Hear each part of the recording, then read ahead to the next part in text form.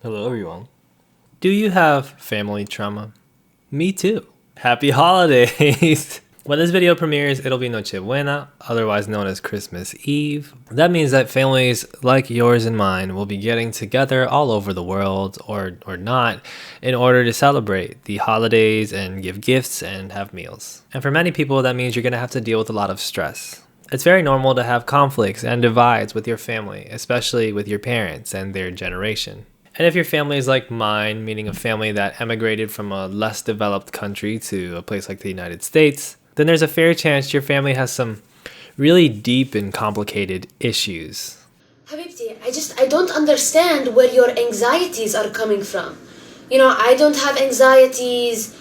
Your father, he does not have anxieties. It's just a mystery to me, honestly. Oh my God! People are coming over! Help me! Ya Allah! Yeah?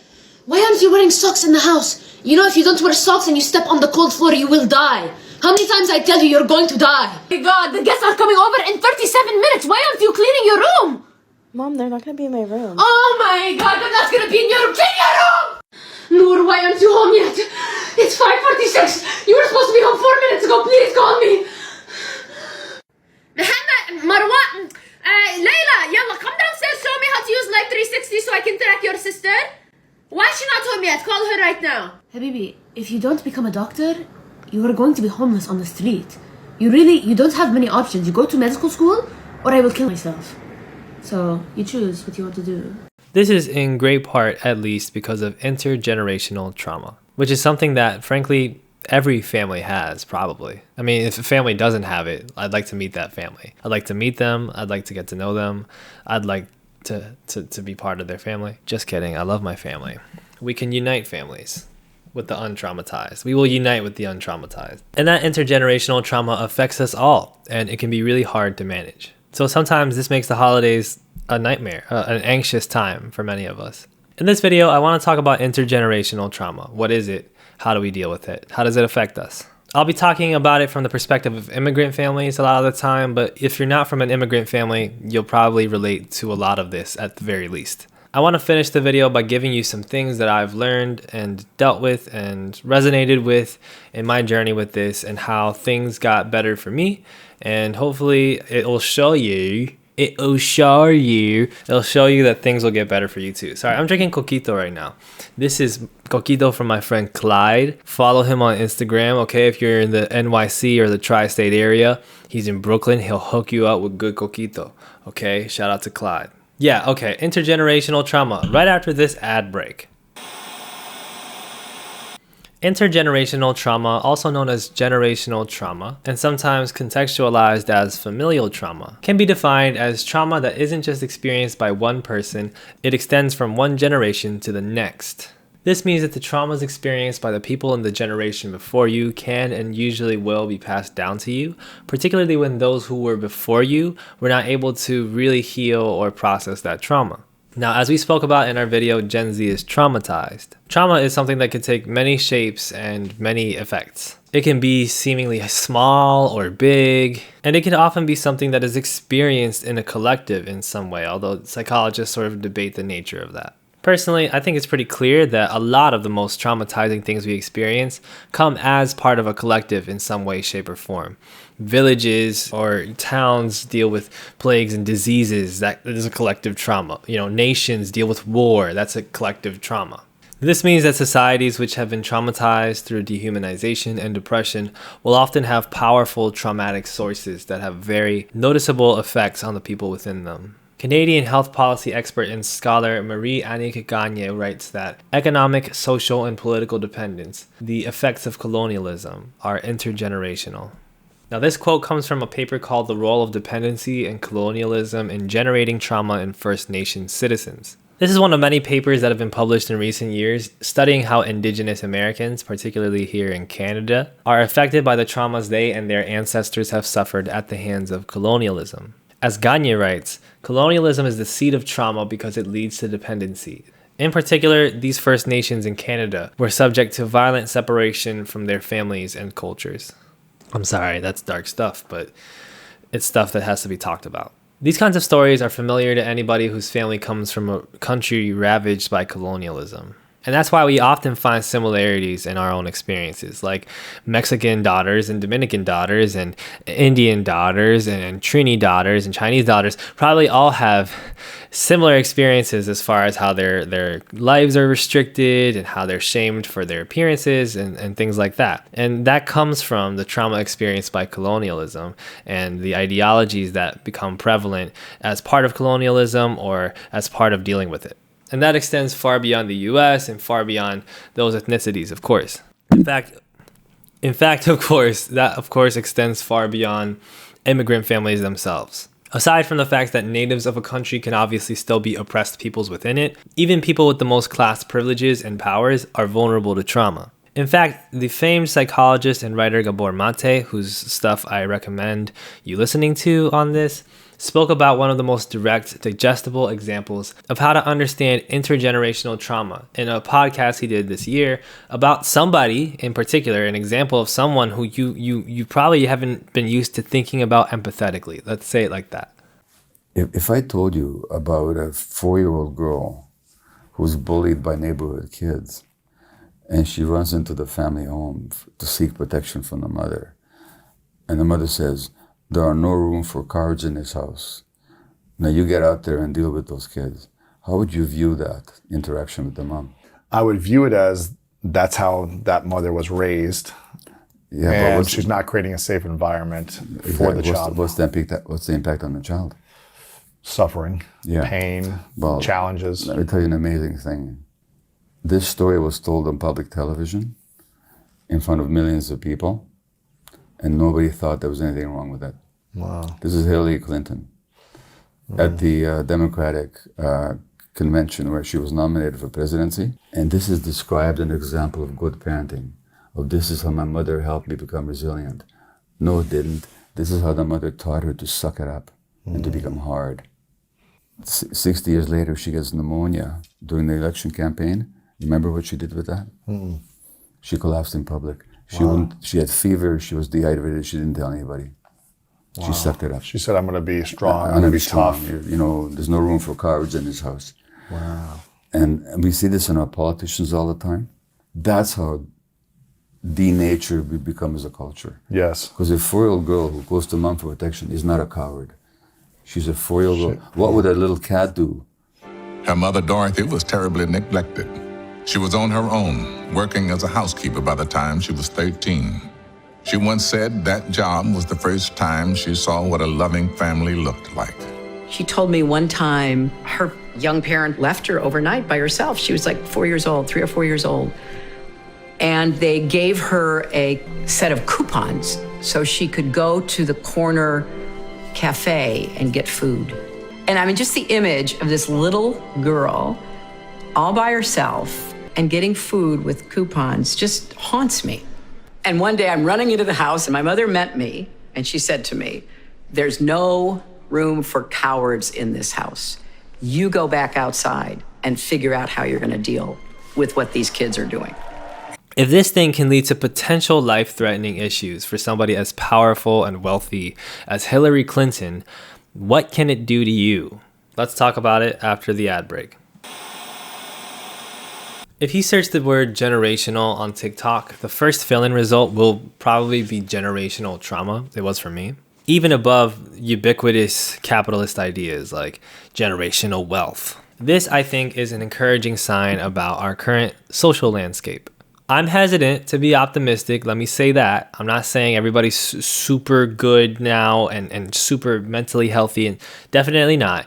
But I think that this is a way that we can see people becoming more and more acquainted with the idea that there are ills that are affecting themselves and their families and are trying to study them and heal them and really make their situations better in a productive way rather than just like chasing after external things and hoping that it patches the holes inside them. Which, you know, is something that is still very common, of course. Like, we all do it to some degree, right? Some of us make YouTube videos. A lot of times we think we need to be super well acclaimed, super high class, wealthy, educated, successful people. And that's this big goal we set for ourselves. Like, that's going to be the end. That's going to be the moment where we overcome everything. And it's like, no, This in and of itself is a classic symptom of generational trauma, right? Think about that TikTok from earlier and what's said by the mom character at the end. This idea that immigrant families especially impose on their children that they have to be successful in a specific type of way. Got to be a doctor or a lawyer, traditionally, right? And these are things that, of course, are slowly changing over time, but are still very prevalent. And that idea comes from a genuine place of fear and trauma, right? Because like if your family, like mine, for instance, has come from a poor background, grew up poor, dealt with situations where they were powerless, where they had things taken away from them, where they were bullied, where they were consistently oppressed, being in that powerless situation really traumatizes you and really makes you desperate to escape it, desperate to find power somewhere. And that's often a very powerful yet often toxic motivation for families like ours to escape those situations. They work really, really, really hard, and you know how it goes. They put themselves under enormous amounts of labor and pressure in order to finally gain some power for themselves. But they often never come to terms with that trauma of that situation and all of the traumas that are caused by that in that process. So this often reveals itself in an obsession with conformity, which, conforming to your surroundings, right? Conservative ideology is infamously compelling to a lot of immigrant families. I better not hear anything this next election cycle about how Latinos in Florida are voting Republican. Like, it's dead. We know that's a thing. I think this is the case because it allows a convenient avoidance of the trauma and injustice that these families face from an early age. An avoidance of re-engaging with that traumatized person who was made to feel powerless. What conservative ideology does, in my view, is it reassures people that there's a structure to life that you can autonomously succeed within so long as you follow it diligently. What do I mean by that? There's a structure, there's a good, there's a bad, and if you just do the good, then good things will happen to you. When a person feels powerless financially, having that sense in your life, like there's a good and that you just have to keep following that good and then good things will happen, that makes you feel empowered. That makes you able to deal with it in a way momentarily, because you can look and say, I have hope. I just need to do this, and this. I just need to not rock the boat in this way. I just need to move forward in this way, and then it'll all be okay. When a person who's gone through that achieves financial success finally, the ideology is confirmed for them. Because look, you did the good things and then the good things happen. Of course, that's an oversimplification. And there's so many things that are completely out of your hands. You often have to get lucky in some way, shape, or form that is extremely noticeable in order for it to happen. You gotta have a good bill of health, for instance, good bill of mental health, no disorders with your learning that affect the way a lot of things out of your control. And they did work hard. Like our families did work hard. They were diligent. They were professional. And they did end up getting power a lot of the time through that materially. But a lot of problems arise from going at it this way. First, it centers the idea that your life and your world are shaped by you. And that is inherently arrogant. If someone were to tell you that they're in full control of their lives, they don't need anybody's help, they'll be good all by themselves, you would see that as arrogant, right? That sounds pretty arrogant. Well, implicitly, that's what people do believe in this ideology. They believe that there's a good and there's a bad, and they are clear things, and they just have to do the good. And once they do the good, everything falls in line. They're fully in control of their destiny.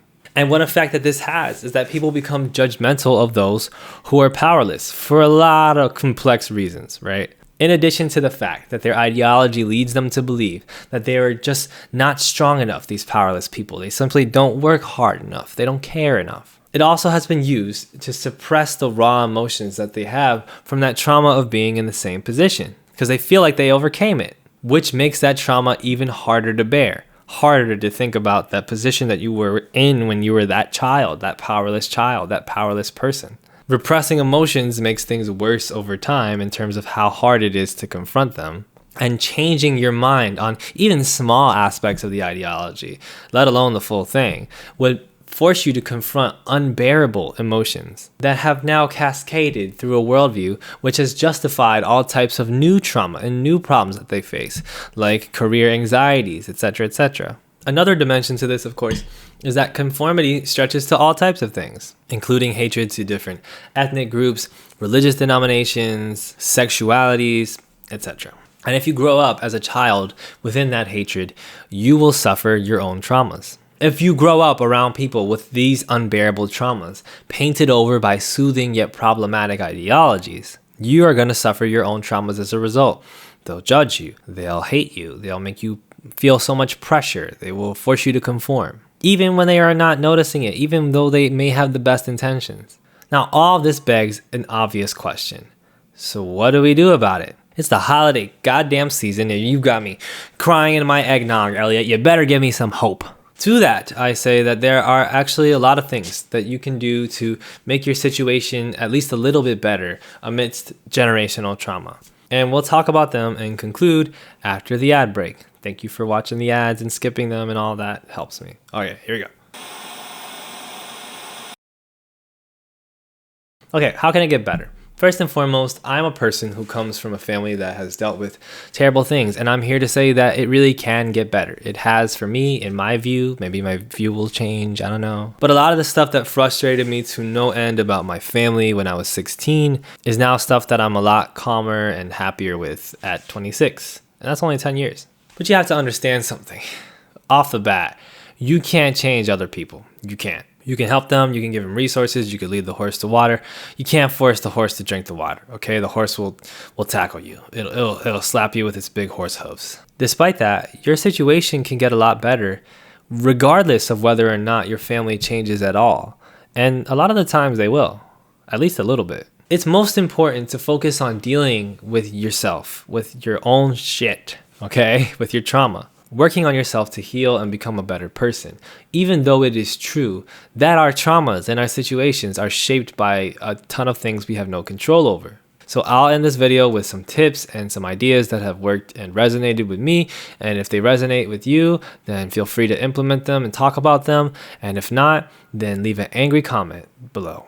The first thing that I think is crucial is to learn to be more empathetic and less judgmental. Now, that does not mean you have to stay around toxic people. I am not that dude who's like, you have to stay by your parents' side. They gave birth to you. No matter what they do, they love you.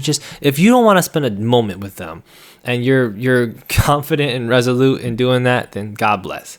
Okay? It's totally understandable that you separate yourself from that family.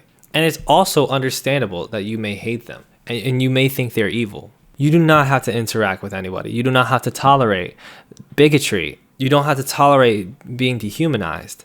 But regardless of how much contact you choose to maintain with them, judging their character and hating them is not going to help you heal your own trauma. It can make it worse, actually. Without empathy towards the people that you have inherited your trauma from, you're going to struggle to have empathy for yourself because that's their trauma. That's you. Y'all are interconnected, okay? If you respond to the trauma passed down to you with hate, there's going to be some part of you that hates yourself, that thinks yourself evil. Why? Because how can you not be if you're descended from evil people? If you grew up with evil people, if you love or loved evil people, if evil people raised you and supported you and taught you so much of what you know, and when you have all these unresolved fears and traumas within you that you inherited from these evil people, if you find them to be evil, then what is that going to make you feel about yourself, having to acknowledge that reality? You can avoid that, and it's better for you if you do.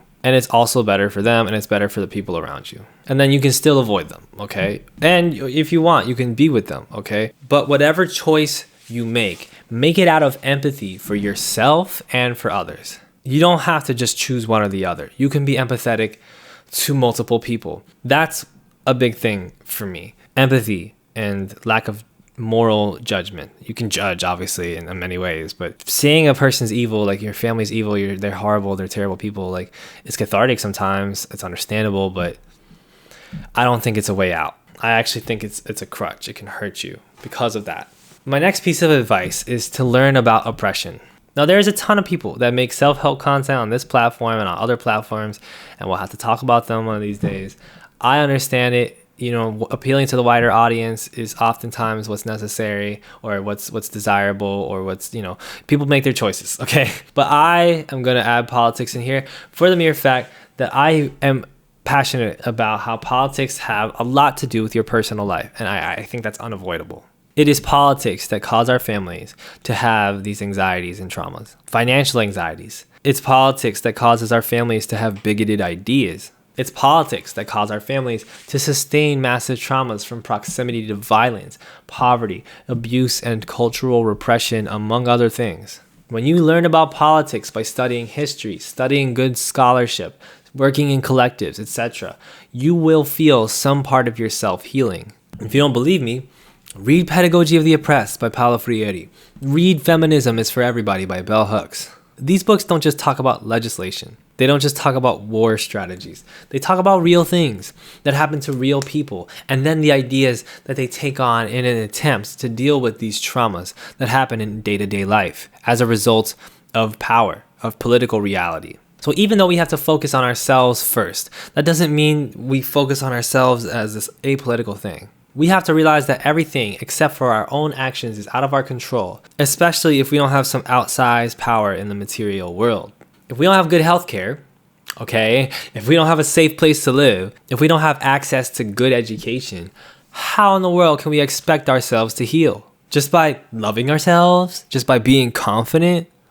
The hell no. My last piece of advice is to be healthy.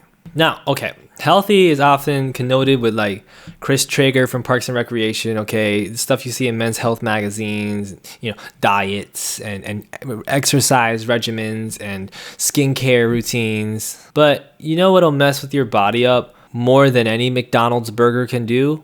Stress. Stress can come from the McDonald's burger, but it comes from a lot of different places, and minimizing it and learning to deal with it is extremely important. It's one of the key parts of health. When you're constantly intaking information online, on TikTok, on Twitter, on Reddit, when you're intaking discourse, when you're intaking potential ideas of things that you can do to make your life probably better, and you know, I should try that sport and I should try to cook like this, but I probably won't, and then worrying about what other people will think about you, and you're piling on stressor after stressor after stressor. You're just adding all this stress to your life. When you're choosing to wake up extra late and stay on your phone in bed for an hour, when you're choosing not to stretch when your body needs to stretch in order to not be achy, when you're choosing to not exercise, you're adding stress to your life, okay? And this is ironically a very stressful thing to tell a person, but in truth, you know, there's certain things that are unavoidable, and you have to be graceful with yourself while also realizing that making healthy choices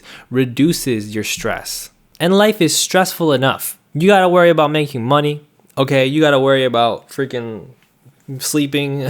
You really think it's a good idea to add more stress on top of that? No. Yes, sometimes we have to do tasks that stress us out. Sometimes we have to do homework. Sometimes we have to do chores. Sometimes we have to engage with the intergenerational trauma that affects us and our families. But we have to balance that, not only with de-stressors, not only with things that lower our stress, but also with like not spending our whole life in things that are stressing us out and not constantly making unhealthy choices that will further that stress. Because if we're extremely stressed, first of all, we're not going to fix anything anyway. You'll suck as an activist if you're unhealthy.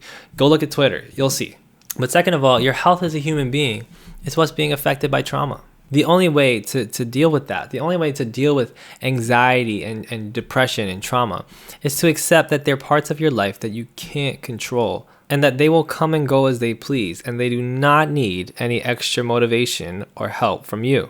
And you realize to focus on making yourself as healthy emotionally and physically and spiritually and mentally and politically as possible, so that when they come and go, you can deal with them and you don't end up taking on really bad ideologies and behaviors in order to mask them. Dealing with family can be really stressful. Okay, attempting to avoid your family can be even more stressful. So times a year like this, just stuck between two pieces of bread and a stress sandwich. But if you know that stress is coming, you gotta at least try to be prepared. No, your life and your world won't go perfectly if you eat kale and drink water and jog. But if those things help you, which we know that they do, to some degree, you don't have to only eat kale. You have to have a balanced diet. That's a whole other conversation. If something genuinely helps you, you should do it. You can always be critical about it and think about it when you have time. But when you come down to the conclusion that they're healthy for you, keep doing it. It doesn't have to be some elaborate thing, okay? It can be as easy as thinking out loud so your brain has an easier time processing your thoughts. It can be easy as stretching and moving around, going for a walk around the block. There's a lot more to be said here, obviously, and there's no perfect book or video that can be made to wholly address something as complex and powerful as trauma. But learning and taking up healthy practices can make a difference. It has in my family.